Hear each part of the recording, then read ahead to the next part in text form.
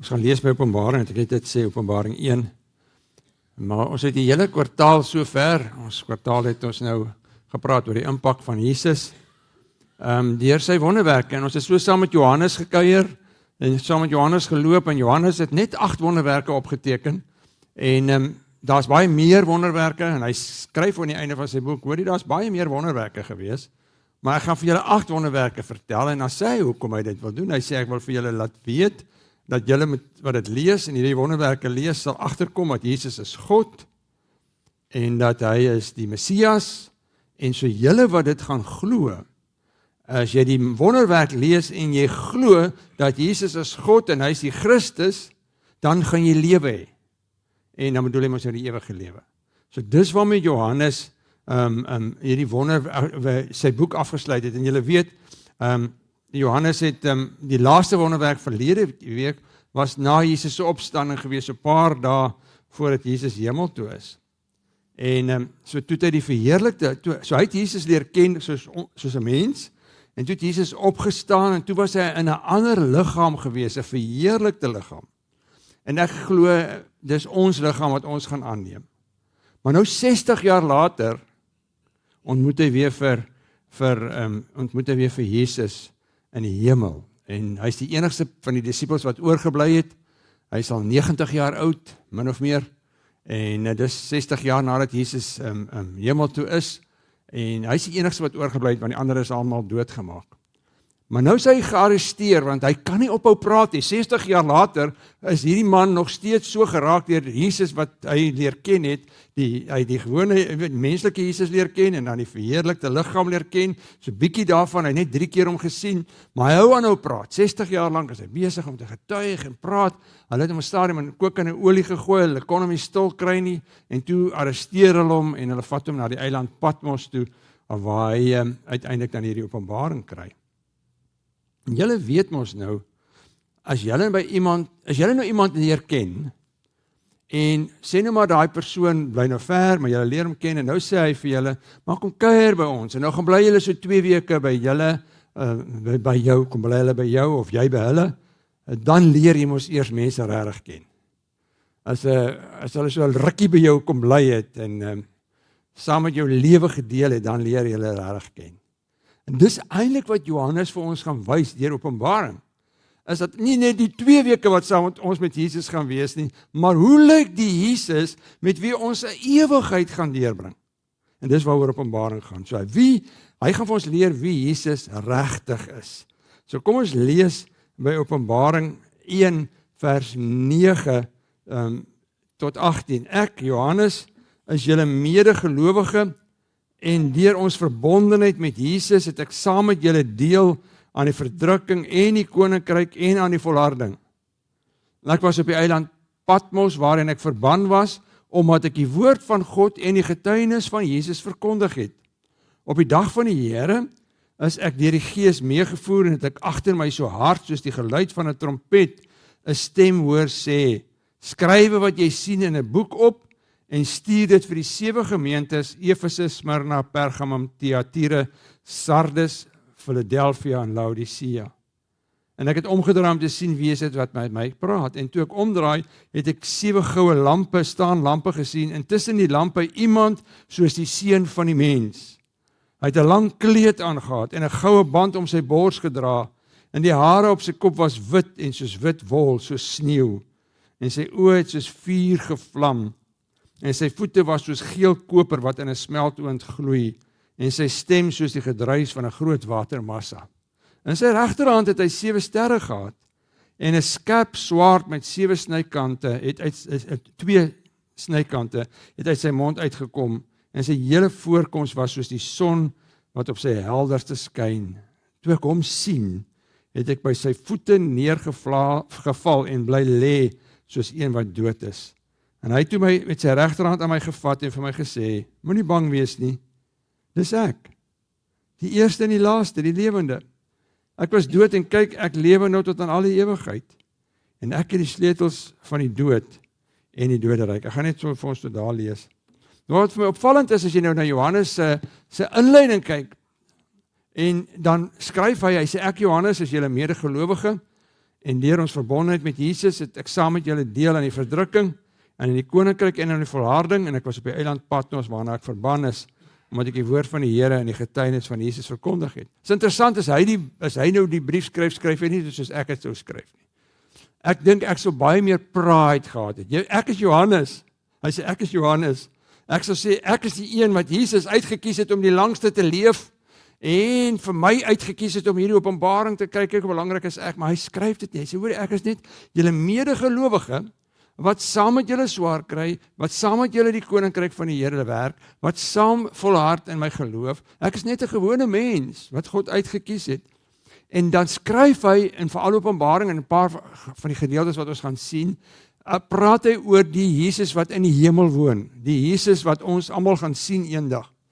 En dis nie 'n toekomsbeeld nie.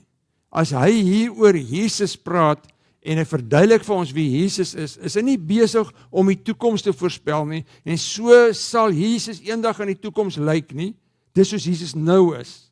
Dis die Jesus wat hy vir ons begin beskryf. En dan sê hy vir ons, hy was op Patmos, ek het 'n kaart daar vir julle gegee. Patmos is 'n eiland so 50 km bietjie suid van Efese af, en dit was ek was self daar in daai grot. Die volgende is 'n grot waar hulle sê, nou hulle het nou opgemaak, daar's nou 'n plek waar jy kan nou bid, en 'n klein kapelletjie, maar waar hulle na alle waarskynlikheid beweer, want hy is ergens in 'n grot aangehou, en dit lyk vir my is een van die grotte waar hy moontlik kon wees, maar dit is nie so belangrik nie. So op daai Sondag het hy daar gesit, en wat gebeur? Terwyl hy daar is, sê hy, ek is weggevoer ek is deur die Gees meegevoer. En die eerste ding wat hy hoor, is 'n stem. Hy sê op die dag van die Here, dit is na alle waarskynlikheid Sondag, is ek deur die Gees meegevoer, en ek het agter my so hard soos die geluid van 'n trompet gehoor, skrywe wat jy sien in 'n boek op, en stuur dit vir die 7 gemeentes, Efese, Smyrna, Pergamum, Thyatira, Sardes, Philadelphia en Laodicea. Nou, na alle waarskynlikheid was Johannes die leier van daai kerk. In Efese en was die hoofsentrum gewees. Paulus het ook baie daar gewerk, en dan hierdie kleiner dorpies reg rondom waar hy baie van na alle waarskynlikheid gekom het, en as 'n rondreisende prediker, iemand wat Jesus self leer ken het, het hy gaan preek. Maar nou moet ons onthou, as Johannes nou skryf, is dit 30, 40 jaar nadat daai gemeentes ontstaan het. So baie van die mense wat daar Christene was al tweede, derde generasie Christene. Met ander woorde, dit is Christene wat gebore is in Christenhuise, van Christenouers, wat ergens alreeds geglo het. Soos byvoorbeeld Timoteus. Timoteus skryf hulle oor Timoteus, dan sê Paulus vir hom, ja, dankie tog vir jou ouma en jou ma, wat jou groot gemaak het as 'n Christen. So baie van daai mense was al lankal, die gemeentes was al baie ouer as wat ons gemeente nou is. Ons is maar 13 jaar oud. So die meeste van daai gemeentes was 30 tot 40 jaar oud. En ek en Rieke het die voorreg gehad om baie keer mense deur toere te vat en na al 7 gemeentes toe gaan. Nou daar is nog ruïnes van kerke, nou nie daai oorspronklike kerke nie, want baie van hulle is lankal vernietig, maar daar's geen kerk meer daaroor nie, want Turkye het volledige moslimland geword. Nou is interessant, net sommer vir interessantheid, dit word in 'n spesifieke orde gegee, na alle waarskynlikheid was dit die posroete gewees wat die Romeinse pos diens gehad het. So Johannes kry die visie en hy sê, jy moet 'n brief skryf, 'n boek skryf, en jy moet in hierdie boek jy moet dit 7 keer oorskryf. Want jy moet vir hierdie gemeentes dit stuur, dat elke gemeente dit kan kry, en dan moet dit gelees word in hierdie gemeente. So ek het 'n vermoede, dis soos dit gelyk het. Hy begin in Efese, dan Smyrna toe, Pergamum, Thyatira, Sardes, Philadelphia, Laodicea. En in Efese is daar nog 'n groot ruïne, in Pergamum, Thyatira is daar niks by, Sardes is nog so ietsie, Philadelphia is daar omtrent niks, Laodicea is nog so iets oor, Smyrna wat nou Izmir is, daar's niks meer oor daar nie, maar die kerke was daar gewees, en dis waar die geloof, dis waar die Christendom sy begin gekry het. Nou skryf hy, en ek het dit nou nie vir julle gelees nie, hoofstuk 1 vers 1 tot 8, ek het by 9 begin, so ek het gedink, ek gaan vir julle net die eerste 8 verse opsom, want dit gaan ek nou so vanmiddag self lees. om te check dat ek reg gesê het. Nou die eerste 8 verse is die inleiding tot die brief en hy sê wat met my gebeur, maar dan gaan hy ook en hy skep die indruk, die karakter van Jesus in hierdie 8 verse. So ek gaan dit gou vir julle net vir julle opsom. Hy sê wie Jesus is. Die eerste ding wat hy sê is dat Jesus is 'n geloofwaardige getuie. En die geloofwaardige getuie beteken is dat Jesus, dit wat hy sê, kan jy glo. Hy praat die waarheid. As hy gesê het, ek het gekom om Jesus, om God vir julle te openbaar, dan is dit so. As hy gesê, ek het gekom om julle te kom red van die sonde en die dood, dan is dit waar. So hy sê, Jesus is 'n geloofwaardige getuie. Hoekom? Want hy is die eerste een wat uit die dood het opgestaan het. En is interessant, en is belangrik dat ons dit weet, iemand het nie voor die graf gestaan nie. Jesus was in 'n graf. Daar het nie soos by Lazarus iemand voor die graf gestaan en gesê, Jesus, kom uit nie. Daar was niemand wat hom opgewek het nie. Hy sê, ek het opgestaan, ek het die dood oorwin, ek self het uit die dood het opgestaan. Dis in my die vermoë gewees. En hy sê, daarom is ek 'n geloofwaardige getuie. Die derde ding wat daarmee saamgaan, daarom is hy die heerser oor al die konings. Hy is belangriker as enige persoon in hierdie wêreld, en in enige persoon van daai mense se wêreld. Want onthou nou wat ek nou gesê het, hierdie mense was al 30, 40 jaar, was die gemeente aan die gang, dit was tweede, derde generasie Christene, die mense wat van Jesus, wat Jesus geken het, of wat die eerste geslag was, wat van Jesus nog gehoor het, hulle was allemaal dood. So nou hoor hulle hoor in die eerste plek, die keiser sê, julle mag geen iemand anders aanbid nie, ek is God. Nou hoor hulle van hierdie Christene, wat sê, nee, die keiser is nie God nie, dan gaan jy vervolg word as jy teen hom draai, maar Jesus is God, hy is die heerser. So ek dink het moet vir hulle verskriklik moeilik gewees het, om 'n keuse te maak, vir hulle lewe hang daarvan af, om te sê, maar okay, ek glo dat Jesus is God. En daarom is dit belangrik dat Johannes dit vir hulle skryf. Hy is die verlosser, ons weet hy gaan weer kom, dis nog 'n eienskap van hom, en hy is die begin en die einde. En dis belangrik, want hy was nog voor die skepping daar, en Johannes skryf het in sy boeke, jy kan het gelees, Johannes 1, sy brief, Johannes 1, die 1 Johannes 1 is sy brief, maar sy boek Johannes skryf hy, hoor, Jesus was van die begin af daar. Hy was die woord, hy was die skepper, hy hou alles in stand. So Jesus was van die begin af daar, en ons gaan hom sien, ook aan ons einde. Want daar was nou nie 'n einde aan Jesus nie. So nou is Johannes, hy sê, dis wie die eienskap, die karakter van Jesus is. Nou kom ons gaan terug na die stem toe. Hy hoor 'n stem, en wat gaan jy maak as jy in geestesvervoering is, en jy hoor hierdie gedruis van 'n stem? Ek gaan nie omdraai nie, maar hy het. Gelukkig het hy omgedraai, nie weggehaal soos ek is, hier moet ek nie wees nie. Hy draai om, en hoor wat sien hy.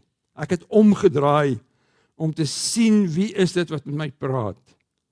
En toe ek omdraai, het ek die 7 goue staanlampe gesien, en tussen die lampe iemand soos die seun van die mens, en hy het 'n lang kleed aangehad, en het 'n goue band om sy bors gedra, die hare op sy kop was so wit, soos wit wol, soos sneeu, en sy oë het soos vuur gevlam.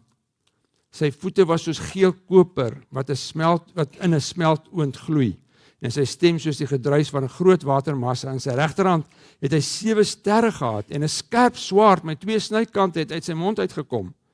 En sy hele voorkoms was soos die son wat op sy helderste skyn. Dis 'n amazing prentjie.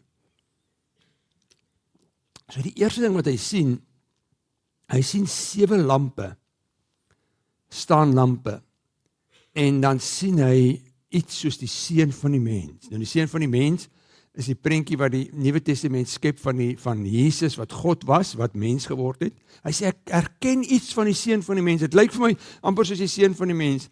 En as jy vers 20 wat ons nou nie gelees het, jy gaan lees, dan verduidelik hy wat is hierdie 7 staanlampe. Hy sê, dis die 7 gemeentes wat ons nou net van gelees het. Dis die 7 gemeentes wat Jesus sê. Ek staan tussen hierdie gemeentes. En die gemeente se werk en die kerk se werk, en julle kan die briewe gaan lees, hoofstuk 2 en 3, wat vir elke gemeente geskryf is, elke keer sê die werk van die kerk was gewees om lig te bring, om die lig te wees. En dis die werk van die kerk, ons moet altyd lig wees. As 'n kerk begin compromise, begin verander aan die woord, begin ander maniere preek, dan verloor ons eintlik ons lig.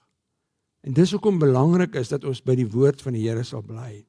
En nou sê Johannes, en dit is nou as hy nou die klere van Jesus beskryf, moet julle onthou, al wat hy het om dit mee te beskryf, is 'n taal. Hy kan nie iets sê met sy oë wat hy sien nie. Al hoe jy kan vertel wat jy sien is met taal. As jy iets ongelooflik gesien het, gebruik jy maar net taal wat jy ken. En jy weet, partykeer sê my woorde kan dit nie genoeg beskryf nie, want dit wat ek gesien het was net so awesome, amazing, ek kan of julle sê dit is gelyk soos wat ook al. Maar taal beperk hom. Maar hy sê die eerste ding wat hy sê, hoe beskryf hy Jesus? Hy het 'n lang kleed aangehad. En nou, dis 'n tipiese ding wat ons het nie gewoond om lang klede aan te dra soos 'n rok amper nie. Maar dit is die tipiese drag wat die hoë priester sou gedra het. So die hoë priester van daai tyd, die volgende gaan het ook 'n goue band om sy bors gehad. So die prentjie wat hy wil skets, en dit is dwars deur die Nuwe Testament die prentjie wat Jesus skets van homself. Hy sê ek is die hoë priester. Nou as jy 'n Jood was, so jy verstaan het wat is die hoë priester. Die hoë priester was die een persoon wat hy was die leier van die kerk gewees. Hy was soort van die leier van die Jode. Hy was die hoofou gewees en hy het sy werk was om op die 10de van die 7de maand altyd te gaan versoening doen vir die sonde, die dag van die Yom Kippur. Dan gaan hy in en dan gaan doen hy versoening vir die sondes, want hulle het geglo in die allerheiligdom, dis waar God gebly het en dis waar God aanbid moes word, en dit was so heilig gewees dat niemand kon daar ingaan nie, net die hoëpriester kon eenmal 'n jaar ingegaan het. So dan gaan hy daarin en hy het dan nou 'n lammetjie geslag en dan besprinkel hy, wat hy nog gedink het is die troon van God, dan sprinkel hy die bloed daar en dan sê hy, ek doen versoening vir my sondes en ek vra asseblief vergewe ons sondes van die afgelope jaar en amper tot ek weer volgende jaar kom. En dit was dit. Dit is 'n herhalende proses gewees, want nooit kon die sondes vergewe gewees het nie. En nou kom Jesus en sê, dis klaar, dis verby, finish en klaar, ek het alles kom doen wat ek moes kom doen het. Ek is nou die hoëpriester wat eens en vir altyd vir almal se sondes betaal het. Daar's niemand wat ooit weer hoef bekommerd te wees as jy in God glo en in Jesus glo dat jou sondes nie betaal is nie. So dis wat hy sê. Dis die prentjie wat hy wil hê ons moet sien. Dan sê hy sy hare was wit soos wol. Nou, julle kan as julle 'n bietjie tyd het van Daniël 7 tot Daniël 10 gaan lees, want Daniël was ook weggevoer hemel toe. En Daniël, as hy hierdie prentjie kry van die persoon wat hy sien in die hemel, dan praat hy van die Engels praat van die Ancient of Day, die een wat vir alle eeue af daar is. Dan sê hy, sy hare was ook so wit soos wol. Nou, moenie dink as ons nou dink aan wit nie, dat ons praat oor die kleur wit nie. Dis nie wat hy vir ons, hy probeer sy taal, al wat hy het is taal, en hy sê so, sy hare was soos wit, want hy gebruik 'n Griekse woord wat leukos is, en dit beteken eintlik brilliant from whiteness, or a dazzling white. En dan dit word altyd beskryf, the garments of angels, of those exalted to the splendor of the heavenly state. Dit was nie die kleur wit nie, die kleed dit wat van hom uitgeskyn het, sy hare afgekom het, was 'n wit skynsel, wat jy nie kon beskryf het nie. Dit was 'n brilliant, ek weet wat is die woord brilliant in Afrikaans, nie briljant nie, dis nie die regte woord nie. 'n Skynsel, 'n wonderlike verskyning van wit wat jy nie kan beskryf nie. Die Ou Testament het gepraat van die Shekinah glory, wat eintlik beteken die heilige teenwoordigheid van God. En die wit, daai skynsel beteken eintlik maar net Jesus is heilig, hy's rein, hy's sondeloos, hy is wys, hy is alwys. Dis die prentjie wat hy wil hê ons moet sien. Is dat uit van die wit skynsel uit sy kop uit, hy op sy reinheid en sy grootheid. En dan sê hy, sy oë het soos vuur gevlam. En dit beteken net dood eenvoudig, Jesus sien alles. Hy sien alles. Hy weet alles. Hebreërs skryf daaroor. Hy sê daar is niks in die skepping wat vir God onsigbaar is nie. Alles lê open bloot voor sy oë en ons sal aan hom moet rekenskap gee. So Jesus, geen daad, geen gedagte gaan by hom verby nie. Geen gedagte van jou of geen daad van jou het hy nie gesien nie. En geen daad van my en geen gedagte van my ken hy nie. Hy weet alles. So sy oë sien alles. En dan was sy voete soos geel koper. Nou geel koper, dis maar net altyd 'n beeld van standvastigheid. Dis iemand wat vas staan op die aarde. Hy's onbeweeglik, hy's onveranderlik. Gister, vandag, môre dieselfde. En dan praat hy weer oor die stem. Hy sê hierdie stem wat hy hoor was soos die gedruis van water, en is eintlik asof sy stem gesag inboesem. En ek wil hê ons moet hoor dat met daai stem, met daai woord, en dit was hoe Jesus is, met die een woord skep hy hierdie skepping. Hy sê laat daar lig wees en daar was lig. En dis hoe Jesus nog altyd geskep het. En met een woord gaan hy sê, dit is klaar, dis einde, dis die einde van hierdie wêreld. Hy gaan nie 'n afwinding hê nie. Daar gaan 'n oomblik wees wat hy gaan sê, dis klaar. En dan is dit verby. En dan gaan 'n oomblik wees wat hy sê, daar is nou 'n nuwe hemel en 'n nuwe aarde en is klaar. Dis iets wat ergens gebou word en weggesteek is en tot so eendag het sien, so is nog besig om te bou, julle is net later vir julle wys nie. In een woord gaan hy herskep die nuwe hemel en die nuwe aarde. Dis die gesag van sy woord. Daarom is sy woord so ongelooflik belangrik en gesagvol. Nou Daniël sien ook iets in die hemel. Nou luister gou sy storie. Hy sê, toe ek opkyk, sien ek 'n man met linneklere aan en met 'n gordel van fyn goud. Sy liggaam het geskitter soos 'n edelsteen. Sy gesig het gestraal soos 'n weerlig. Sy oë het geskyn soos brandende fakkels. Sy arms en bene het geblink soos gepoleerde brons. En sy woorde het geklink soos 'n harde dreuning. Dis dieselfde storie. Dis dieselfde persoon wat eeue voor voor Johannes, is daar 'n prentjie wat Daniël sien en hy sê, maar dis hierdie ou dis die persoon wat ek gesien het. So Jesus was daai tyd al daar. Hy bestaan al van daai tyd af, waar ons weet hy's van ewig af daar. So dan sê hy het 7 sterre in sy regterhand.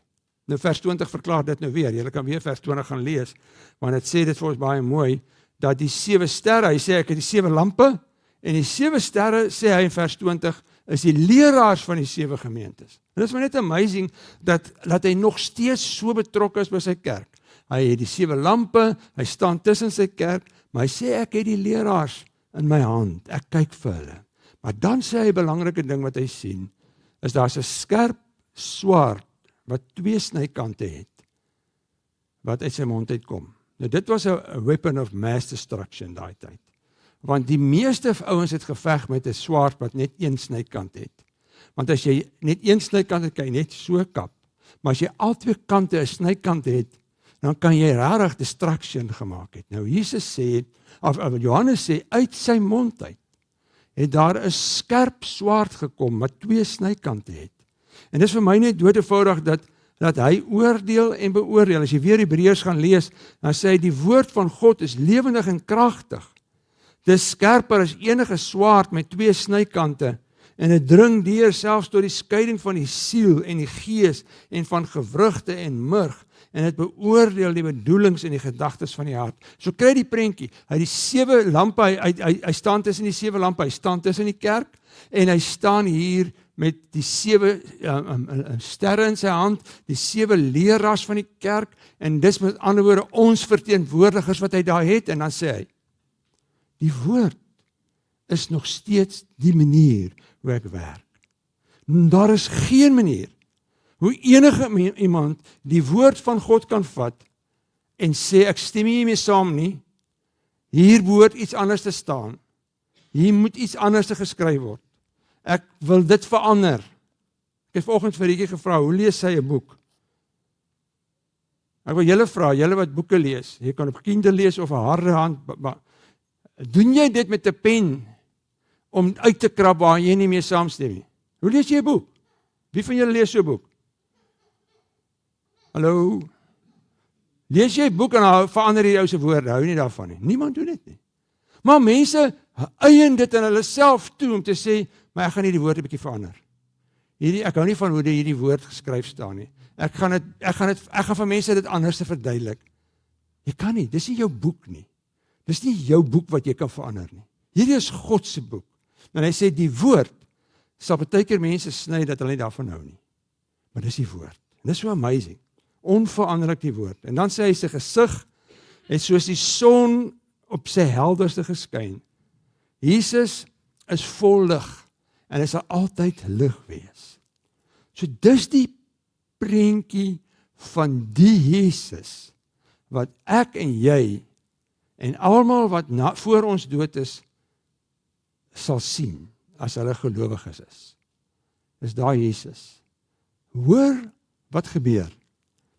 Toe ek hom sien, het ek by sy voete neergeval en bly lê soos iemand wat dood is. Daniël sien hierdie selfde prentjie. Toe ek hierdie indrukwekkende visioen sien, het ek magteloos en doodsbang geword en ek geen krag meer gehad nie. Toe hoor ek die man praat en terwyl ek hom nog hoor praat, het ek bewusteloos vooroor op die grond geval. Toe Jesus op die aarde was, het hy tussen die mense beweeg en hier en daar mense wat hy gesond gemaak het dalk 'n bietjie voor hom neergeval. Maar vir die res het Jesus normaalweg soos enige mens deur hierdie plek geloop en niemand het sommer net neergeval voor hom en daar's 'n rede daarvoor, want sy liggaam het sy hemelse heerlikheid weggesteek.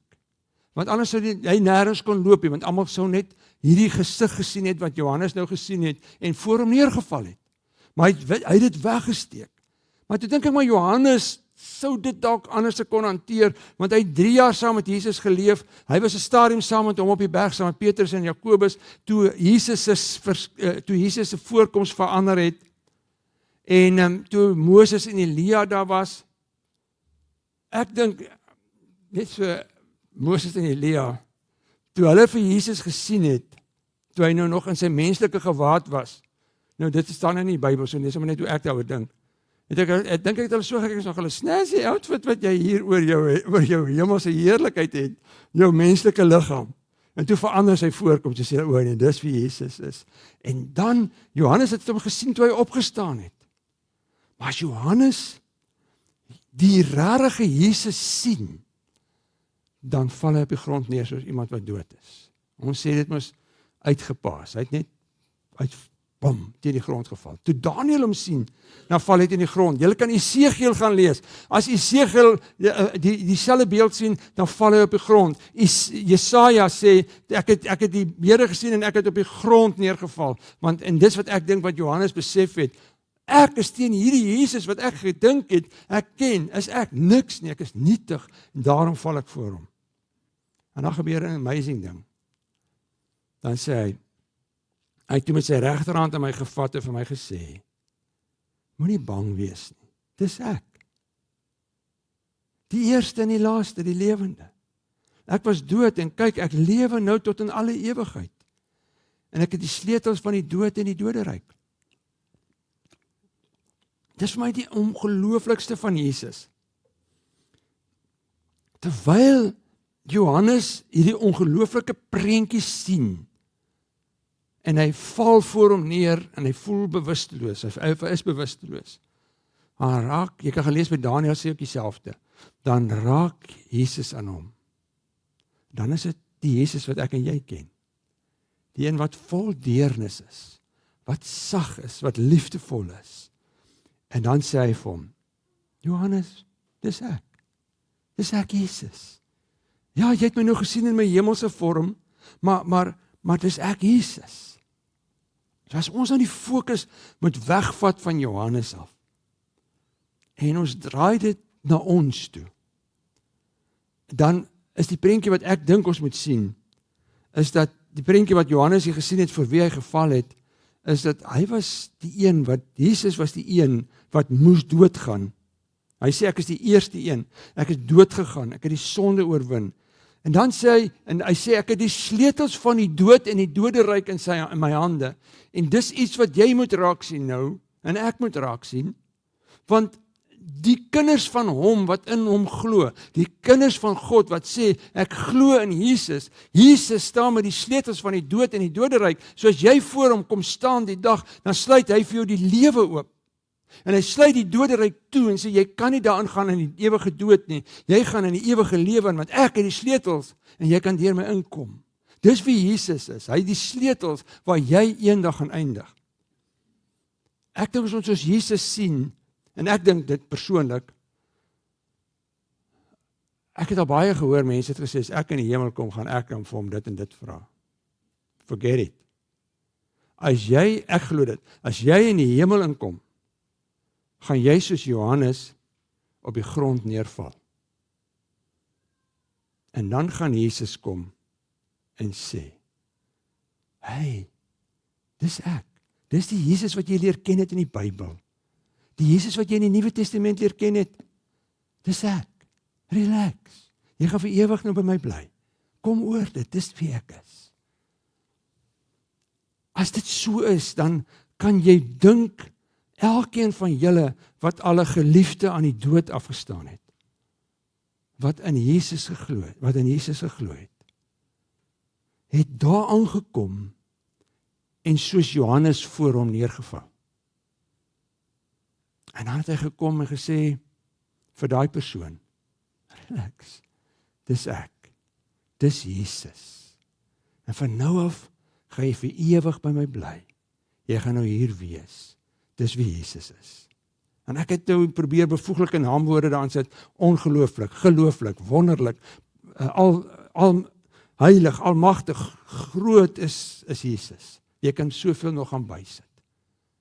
So dis wie die Jesus is, waarvan ons lees in die Nuwe Testament, maar wie hy uiteindelik gaan wees, waarvoor ek glo elkeen van ons gaan neerval. En hy gaan sê, hy gaan eers die sleutels van die dood lewe vir ons oopskryf, en hy gaan vir ons sê, welkom hier. So wat vat ons huis toe? Wie is hierdie Jesus? 1, hy is die heerser oor alles, hy heers oor sonde, hy heers oor die dood, hy het die oorwinning gehaal. Tweede ding wat ek van Jesus leer hier, daar's baie, maar ek gaan dit net so opsom, hy is van alle ewigheid af daar. Hy is die God wat in die Ou Testament verskyn het. Esegiel sien hom, Daniël sien hom, Jesaja sien hom. Hy is die God wat in die Nuwe Testament in Johannes verskyn het. Hy is God van alle eeue af en vandag toe nog. En hy sal daar wees as jy daar kom. Jy weet wie gaan jy ontvang. Hy gaan daar wees. Jy gaan hom sien. Jy gaan voor hom neerval. Die derde ding wat ek hoor, is dat hy is die hoëpriester. Dan hoor hy is die een wat vandag, as ek vandag na God toe gaan, dan pleit hy by God vir my. Hy sê, hy is die hoëpriester, hy is die een wat my sondes betaal het. Hy is die ewige hoëpriester. Hy is die een wat alles weet van jou en van my. En alles sien van jou en van my. En is hy wat met sy woord baie keer met ons praat. Baie keer met ons skerp praat en sê, hoor jy is op die verkeerde pad, jy maak verkeerde besluite, dis nie wat my woord jou leer nie, en dan sê ek, die woord is onveranderlik, dis nie jou woord om te verander nie, of om nie saam te stem nie, dis God se woord, en dis hoe hy ons leer, en dis hoe hy sy kerk sal altyd leer. Ten spyte van alles wie hy is, bly hy steeds die Jesus wat jy leer ken het. Die verskil is net, hy is nie die Jesus van die kinderbybel nie. Hy is nie die mak Jesus met 'n skapietjie om sy skouer, met sulke lang Sweedse blonde hare nie. Hy is nie liewe Jesus nie. Hy is hierdie Jesus, wat die ongelooflikste krag en teenwoordigheid vir ons sal gee. En hy sal vir ons sorg, want hy sal vir ons die dag sê, hoorie, moenie bang wees nie, dis ek. En dan gaan ons opstaan, en dan gaan ons net hom loof en prys. Nou Jesus, die aand voor sy dood, het hy sy disippels saamgebring, En toe het hy vir hulle iets geleer, wat hy vir ons wil ook simbolies vandag weer kom gee. Hy sê vir hulle, terwyl hulle eet, het Jesus brood geneem en die seën gevra. En daarna het hy dit gebreek en vir sy disippels gegee met die woorde, neem eet, dit is my liggaam. Nou onthou nou net, dit was die Pasga wat hulle gevier het. Hulle het nog nooit die woorde gehoor nie. So Jesus kom en hy sê vir hulle, hoorie, as julle nou hierdie woorde, hierdie brood gaan eet, neem dit, en neem en eet dit is my liggaam.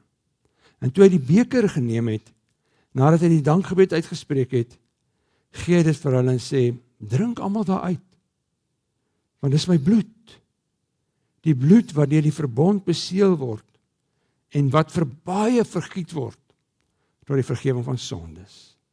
En dan sê hy vir hulle, en dit is my die vers wat ek dink so belangrik, hy sê, ek sê vir julle, van nou sal ek nie meer wyn drink, tot op die dag wanneer ek saam met julle die nuwe wyn in die koninkryk van my Vader sal drink. So as 'n mens dink oor die nagmaal, dan is die nagmaal mos iets wat jy terugkyk. Ons kyk terug en ons sê, dis wat Jesus vir ons gedoen het. Sy liggaam is gebreek en sy bloed het gevloei. En bloed is maar net lewe, so sy lewe vir my lewe, vir my. Maar die nagmaal is ook iets waar jy na vooruit kan kyk. Want ons gaan oor 2 Sondae, ja, 2 Sondae van nou af, gaan ons stil staan by die bruilof van die lam. Daar's 'n vooruitsiening, dat almal ons wat glo in Jesus, saam met Johannes en Petrus en al die ander gelowiges oor die eeue sal sit, aan die einde van die tye, en daar gaan daar een groot feesmaal wees, saam met Jesus. So as jy vandag nagmaal gebruik, dink ook vooruit. Nie, jy moet agteruit kyk en sê, dankie vir die kruis, maar dankie dat ek eendag, nadat ek neergeval het, en opgestaan het, en saam met u gaan sit, aan 'n tafel, wat u vir ons gedek het, vir al die gelowiges. Dis 'n amazing vooruitsig, wat vir ons elkeen wag. So kom ons, ek gaan vir ons bid, en dan gaan julle kan so lank opkom wat musiek moet maak, en dan gaan ek die nagmaal, ek gaan ons dit uitdeel, en kom ek bid vir ons. Here Jesus, ten spyte van wie u was, toe Johannes u gesien het, weet ek, dat u veel meer as dit is. Want hy het net taal gehad. En dis nog vertaal in ons taal, wat net sekere woorde het. So die prentjie van u, is net veel groter. En ons weet, Vader, ons weet Jesus, dat ons by u sal wees. Ons wat glo, gaan eendag daar voor u neerval. En dan gaan u vir ons sê, dis net ek. Dis ek, staan op. En dankie dat ons 'n ewigheid saam met u sal deurbring. En Here, as ons nou hierdie nagmaal gaan gebruik, dan vra ek dat u diep in ons harte sal praat, dat ons sal terugkyk oor ons lewe, en as daar sondes in ons lewe is op hierdie oomblik, dat ons vrymoedigheid sal neem om nou voor u toe kom sit en te sê, Here, u ken my hart, u ken my wese, vergewe my asseblief. En dan sê u, as jy jou sondes bely, u is getrou en regverdig om al ons sondes te vergewe, en ons te reinig van alle ongeregtigheid. So ek gaan vir jou geleentheid gee, nou op hierdie oomblik. As daar iets is wat jy voel, ek moet voor die Here bely, dan doen jy dit en dan ontvang jy die vergifnis van Jesus. En dan kan ons vrymoedigheid hê om deel te neem aan hierdie nagmaal. Kom ek gee vir jou so 'n oomblikie.